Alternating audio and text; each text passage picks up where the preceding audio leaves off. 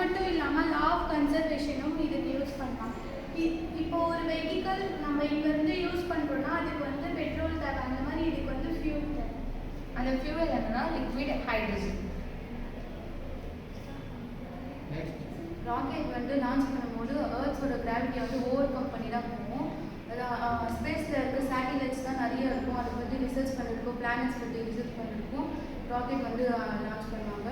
ராக்கெட்டோட tip வந்து ஏன் ஷார்ப்பாக இருக்குன்னா அந்த ஏர் வந்து ஓவர் கம் பண்ணி போகிறதுக்காக அது வந்து அந்த ஷேப் வந்து ஷார்ப்பாக வந்து டிசைன் பண்ணிருக்காங்க.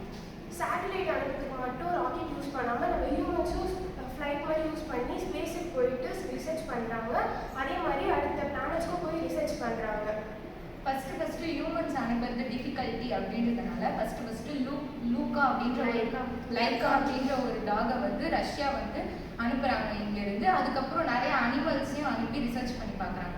அந்த மாதிரி நம்ம ஸ்பேஸை ரிசர்ச் பண்ணும்போது மூணுக்கும் போய் ரிசர்ச் பண்ண ஆரம்பித்தாங்க.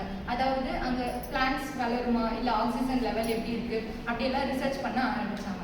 அப்படி ரிசர்ச் பண்ண போன ஃபர்ஸ்ட் ஆள் வந்து யாருன்னா நீல் ஆம்ஸ்ட்ராங். நிலாவில் முதல்ல காலடி எடுத்து வச்சவர் தான் நீல் ஆம்ஸ்ட்ராங். அது மட்டும் இல்லாமல் நிலாவை வந்து நிறைய விதத்தில் வந்து ரிசர்ச் பண்ண ஆரம்பித்தாங்க. ராக்கெட்டோட ஸ்பீடு 28,000 கிலோமீட்டர்